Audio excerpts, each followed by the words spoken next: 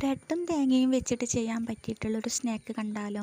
അപ്പോൾ തേങ്ങയിലേക്ക് പഞ്ചസാരയും ഏലക്കാപ്പൊടിയും കൂടി ചേർത്തിട്ട് മിക്സ് ചെയ്തിട്ട് മാറ്റി വെക്കുന്നുണ്ട്. ഇനി ബ്രെഡ് എടുത്തിട്ടുണ്ട്. ബ്രെഡിൻ്റെ 4 ഭാഗവും ഇതുപോലെ കട്ട് ചെയ്തിട്ട് മാറ്റി വെക്കട്ടോ. എന്നിട്ട് ഈ ബ്രെഡ് ഞാൻ ആവിയിലൊന്ന് ചൂടാക്കുന്നുണ്ട്. അപ്പോൾ ആവിയിൽ ചൂടാക്കിയിട്ട് ഇതുപോലെ പരത്തി എടുക്കുകയാണെങ്കിൽ അത്ര പെട്ടെന്ന് പൊട്ടൊന്നുമില്ല കേട്ടോ. നല്ല രീതിയിൽ നമുക്ക് പരത്താനും ഇത് മടക്കാനും പറ്റും കേട്ടോ. ഇനി ഇതിൻ്റെ നടുഭാഗത്ത് തേങ്ങയുടെ മിക്സ് വെച്ച് കൊടുക്കാം.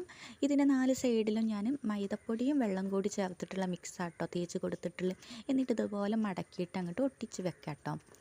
ഇനി കോഴിമുട്ടയുടെ മിക്സിലൊന്ന് മുക്കിയെടുത്തതിന് ശേഷം ബ്രെഡും പൊടിയിലും കൂടി ഒന്ന് കോട്ട് ചെയ്തിട്ട് എണ്ണയിലിട്ട് പൊരിച്ച് കോരിയെടുക്കാം കേട്ടോ.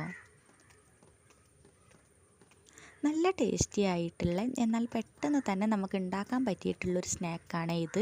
കുഞ്ഞുങ്ങളൊക്കെ സ്കൂൾ വിട്ട് വരുമ്പോൾ ഇതുപോലെയൊക്കെ ഒന്ന് ഉണ്ടാക്കി കൊടുത്തു നോക്കൂ കേട്ടോ. അവർക്ക് എന്തായാലും ഇഷ്ടമാവും. ഇതുപോലെയുള്ള വീഡിയോ കാണാൻ ഇഷ്ടമാണെങ്കിൽ നമ്മുടെ ചാനൽ